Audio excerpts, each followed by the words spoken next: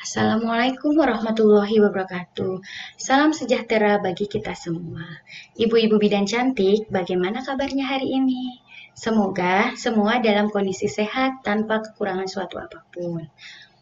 Pada kesempatan kali ini, saya akan membahas mengenai advokasi dan negosiasi.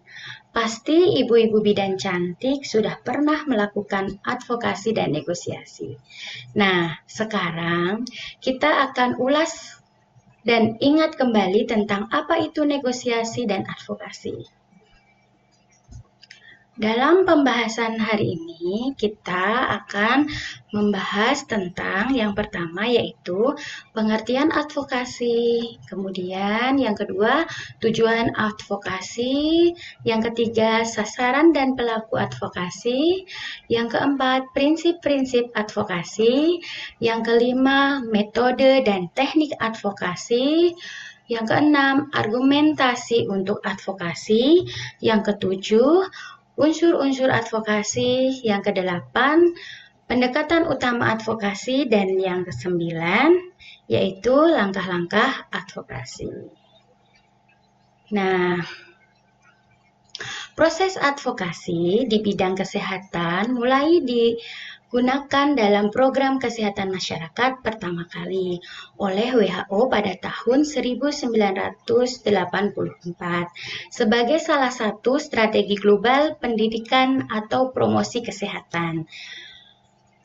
Mari kita lihat kembali apa pengertian dari advokasi.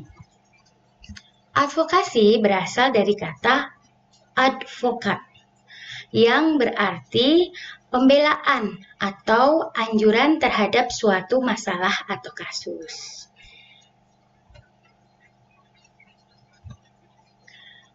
Menurut WHO, advokasi merupakan upaya atau proses yang strategis dan terencana untuk mendapatkan komitmen dan dukungan dari pihak-pihak terkait. Menurut John Hopkins tahun 1990, advokasi adalah usaha untuk mempengaruhi kebijakan publik melalui bermacam-macam bentuk komunikasi persuasif. Kemudian, menurut Sheila Expenfelius, advokasi diartikan sebagai aksi strategi dan terpadu yang dilakukan perorangan basis dukungan atas kebijakan publik yang diambil untuk menyelesaikan masalah tersebut. Dari pengertian-pengertian di atas, dapat kita simpulkan advokasi adalah upaya mendekati, mendampingi, dan mempengaruhi para pembuat kebijakan secara bijak sehingga mereka sepakat untuk memberikan dukungan terhadap pembangunan kesehatan. Adapun tujuan dari advokasi adalah yang pertama, adanya pemahaman atau kesadaran terhadap masalah kesehatan. Yang kedua, adanya ketertarikan dalam menyelesaikan masalah kesehatan. Yang ketiga, adanya kemauan atau kepedulian menyelesaikan masalah kesehatan dengan memberikan alternatif solusi. Yang keempat, adanya tindakan nyata dalam menyelesaikan masalah kesehatan. Yang kelima, adanya tindak lanjut kegiatan penyelesaian masalah tersebut. Kemudian yang terakhir yaitu adanya komitmen dan dukungan dari kebijakan pemerintah, sumber daya, dan keikutsertaan berbagai pihak untuk memberikan kemudahan dalam menyelesaikan masalah kesehatan. Dalam melakukan advokasi dan negosiasi, pasti ada sasaran dan pelaku. Sasaran advokasi di sini yaitu pihak yang diharapkan memberikan dukungan terhadap upaya kesehatan. Siapa saja sasaran tersebut? Yang pertama, para pengambil keputusan, kemudian penentu kebijakan di pemerintah, lembaga perwakilan rakyat, kemudian para mitra di kalangan pengusaha atau swasta, badan penyandang dana, kalangan media massa, organisasi profesi, organisasi kemasyarakatan, kemudian lembaga swadaya masyarakat, tokoh-tokoh yang berpengaruh dan tenar, serta kelompok-kelompok potensial lainnya di masyarakat. Nah, sasaran tersebut bukan hanya yang berpotensi mendukung, tetapi juga yang menentang atau yang upayanya berlawanan dan merugikan kesehatan. Untuk pelaku advokasi, di sini diharapkan siapa saja yang peduli terhadap upaya kesehatan dan memandang perlu adanya mitra untuk mendukung upaya tersebut. Nah, pelaku advokasi di sini harus memahami permasalahan kesehatan, mempunyai kemampuan untuk advokasi, khususnya melakukan pendekatan persuasif. Kemudian dapat dipercaya dan sedapat mungkin dihormati dan setidaknya tidak tercela khususnya di depan kelompok sasaran. Advokasi adalah kombinasi antara pendekatan atau kegiatan individu dan sosial untuk memperoleh komitmen politik, dukungan kebijakan, penerimaan sosial, dan adanya sistem yang mendukung terhadap suatu program kesehatan. Untuk mencapai tujuan advokasi ini dapat diwujudkan dengan berbagai kegiatan atau pendekatan yang memerlukan prinsip-prinsip advokasi. Adapun prinsip-prinsip advokasi adalah sebagai berikut. Yang pertama, komitmen politik. Yang dimaksud komitmen politik adalah komitmen para pembuat keputusan atau alat penentu kebijakan di tingkat dan di sektor manapun terhadap permasalahan kesehatan tersebut. Yang kedua, dukungan kebijakan. Dukungan konkret yang diberikan para pemimpin institusi di semua tingkat dan di semua sektor terkait dalam rangka mewujudkan pembangunan di sektor kesehatan. Dukungan politik tidak akan berarti tanpa dilanjutkan dengan keluarnya suatu kebijakan yang konkret dari para pembuat keputusan tersebut. Yang ketiga, yaitu penerimaan sosial. Penerimaan sosial artinya diterimanya suatu program oleh masyarakat, suatu program kesehatan apapun hendaknya memperoleh dukungan dari sasaran utama program tersebut, yakni masyarakat, terutama tokoh masyarakat. Kemudian prinsip yang keempat adalah dukungan sistem. Adanya sistem atau organisasi kerja yang memasukkan unit pelayanan atau program kesehatan dalam institusi atau sektor pembangunan adalah mengindikasikan adanya dukungan sistem.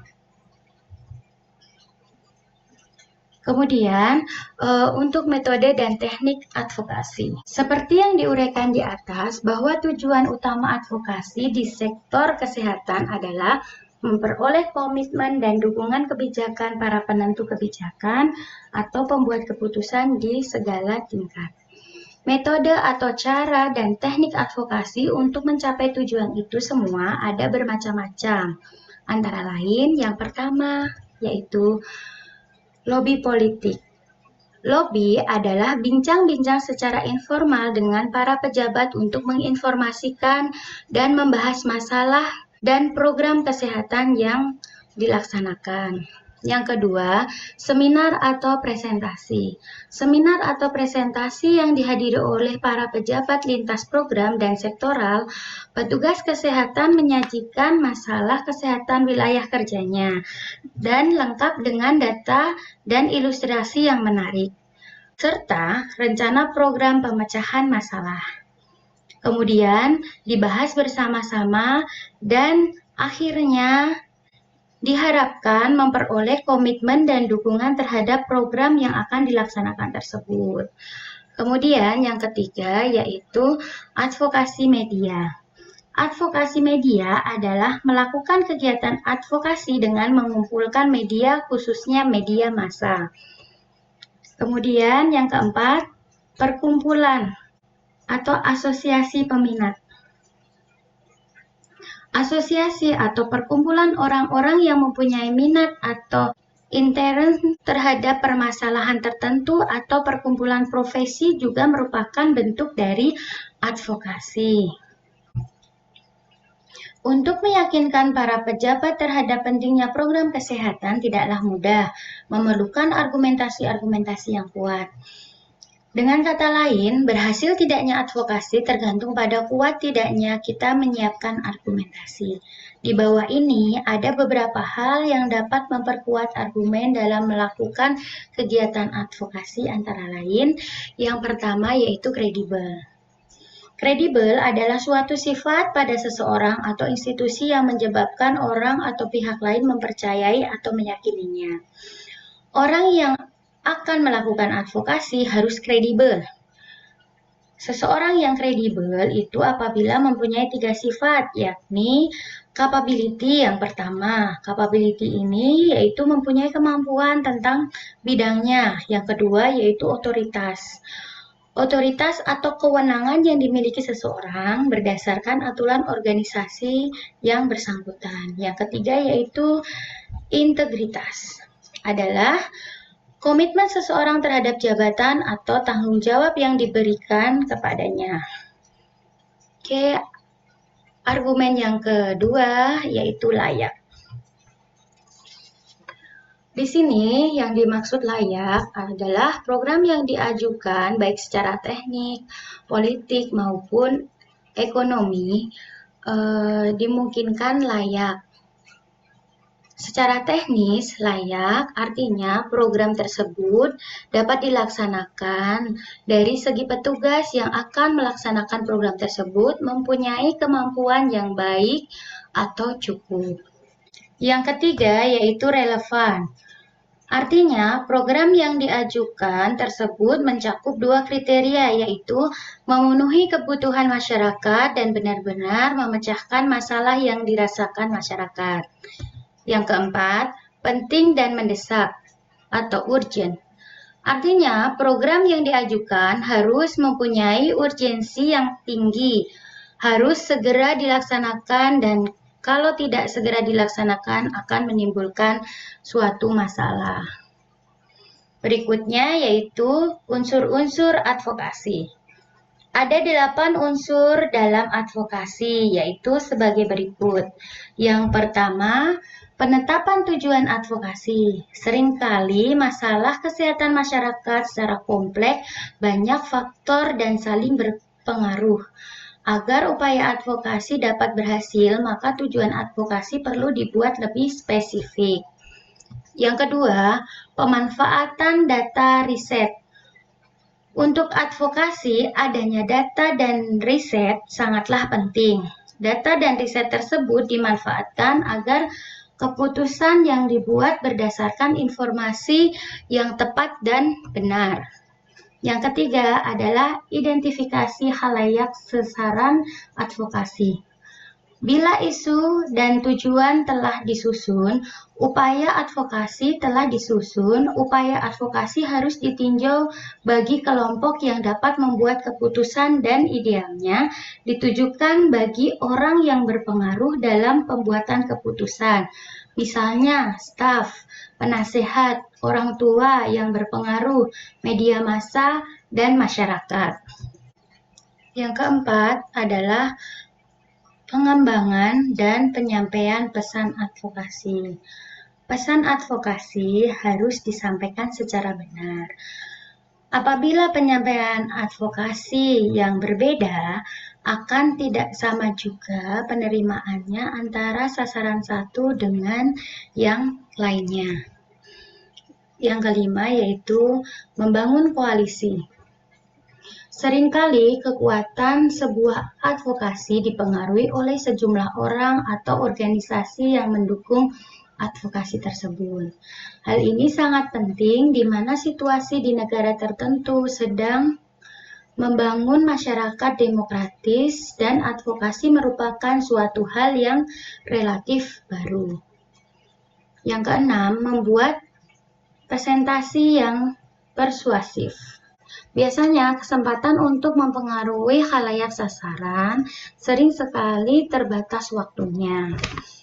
Yang kedelapan, penggalangan dana untuk advokasi. Semua kegiatan termasuk advokasi memerlukan dana. Yang kedelapan, evaluasi upaya advokasi. Untuk menjadi advokator yang tangguh diperlukan umpan balik berkelanjutan, serta evaluasi atas upaya advokasi yang telah dilakukan.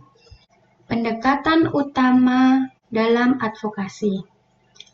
Ada 5 pendekatan utama dalam advokasi, yaitu yang pertama, melibatkan para pemimpin.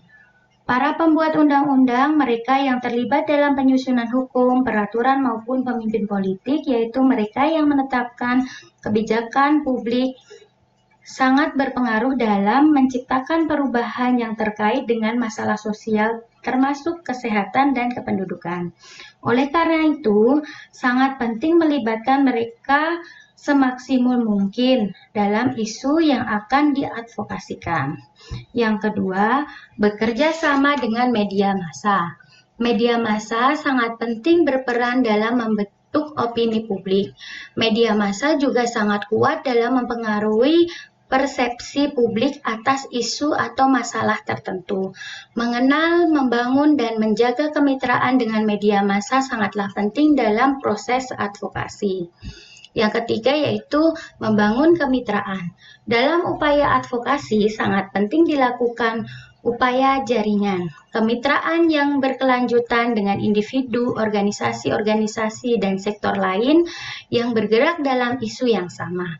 Kemitraan ini dibentuk oleh individu kelompok yang bekerja sama yang bertujuan untuk menciptakan tujuan umum yang sama atau hampir sama. Kemudian yang keempat, mobilisasi massa. Mobilisasi massa merupakan proses mengorganisasikan individu yang telah termotivasi ke dalam kelompok-kelompok dan mengorganisasikan kelompok yang sudah ada. Dengan mobilisasi dimaksudkan agar termotivasi individu dapat diubah menjadi tindakan kolektif. Yang kelima, membangun kapasitas. Membangun kapasitas di sini dimaksudkan melembagakan kemampuan untuk mengembangkan dan mengelola program yang komprehensif dan membangun critical mass penduduk yang memiliki keterampilan advokasi. Kelompok ini dapat diidentifikasi dari LSM tertentu, kelompok profesi, serta kelompok lainnya. Langkah-langkah advokasi. Advokasi adalah proses kegiatan yang dihasil akhirnya adalah diperolehnya dukungan dari para pembuat keputusan terhadap program kesehatan yang ditawarkan atau diusulkan. Oleh sebab itu, proses ini antara lain melalui langkah-langkah sebagai berikut. Yang pertama adalah persiapan. Persiapan advokasi yang paling penting adalah menyusun bahan atau materi atau instrumen advokasi. Tahap kedua adalah pelaksanaan. Pelaksanaan advokasi sangat tergantung dari metode atau cara advokasi. Cara advokasi yang sering digunakan adalah lobby dan seminar atau presentasi. Tahap penilaian. Seperti yang disebutkan di atas, bahwa hasil advokasi yang diharapkan adalah adanya dukungan dari pembuat keputusan, baik dalam bentuk perangkat lunak atau software maupun perangkat keras atau hardware. Oleh sebab itu, untuk menilai atau mengevaluasi keberhasilan advokasi dapat menggunakan indikator-indikator sebagai berikut. Yang pertama, software. atau perangkat lunak. Misalnya dikeluarkannya undang-undang, kemudian peraturan pemerintah, kemudian peraturan pemerintah daerah atau perda, keputusan menteri, surat keputusan gubernur atau bupati, nota kesepakatan MOU, dan sebagainya. Yang kedua yaitu hardware atau perangkat keras, yaitu yang pertama, meningkatkan anggaran kesehatan dalam APBN atau APBD. Kemudian yang kedua, meningkatkan anggaran untuk suatu program yang diprioritaskan. Kemudian yang ketiga, adanya bantuan peralatan, sarana atau prasarana program dan sebagainya. Pendekatan utama advokasi. Komunikasi dalam rangka advokasi sangatlah memerlukan kiat khusus agar komunikasi tersebut efektif. Antara lain adalah sebagai berikut. Yang pertama yaitu jelas. Pesan yang disampaikan pada sasaran harus disusun sedemikian rupa sehingga jelas, baik isinya maupun bahasa yang digunakan. Yang kedua yaitu benar. Apa yang disampaikan atau pesan yang disampaikan harus didasarkan kepada kebenaran. Pesan yang benar adalah pesan yang disertai dengan fakta atau data empiris. Yang ketiga, konkret. Apabila petugas kesehatan dalam advokasi mengajukan usulan program yang dimintakan dukungan dari para pejabat terkait, maka harus dirumuskan dalam bentuk yang konkret, bukan kira-kira, atau dalam bentuk operasional. Kemudian yang keempat, lengkap. Timbulnya kesalahpahaman atau miskomunikasi adalah karena belum lengkapnya pesan yang disampaikan kepada orang lain. Kemudian yang kelima, ringkas. Pesan komunikasi harus lengkap tetapi padat dan tidak bertele-tele. Yang keenam, meyakinkan. Agar komunikasi advokasi kita diterima oleh pejabat, maka harus meyakinkan agar komunikasi advokasi kita dapat diterima. Yang ketujuh, kontekstual. Advokasi kesehatan hendaknya bersifat kontekstual. Maksudnya di sini, pesan atau program yang akan diadvokasikan harus diletakkan atau dikaitkan dengan masalah-masalah pembangunan daerah yang bersangkutan. Pesan-pesan atau program-program kesehatan apapun harus dikaitkan dengan upaya-upaya peningkatan kesejahteraan masyarakat pemerintahan setempat. Yang kedelapan, berani. Seorang petugas kesehatan yang akan melakukan advokasi kepada para pejabat harus mempunyai keberanian berargumentasi dan berdiskusi dengan para pejabat yang bersangkutan. Yang kesembilan yaitu hati-hati. Meskipun berani, tetapi harus hati-hati dan tidak boleh keluar dari etika berkomunikasi dengan para pejabat. Hindari sikap menggurui para pejabat yang bersangkutan. Yang ke-10 yaitu sopan. Disampaikan secara hati-hati, advokator harus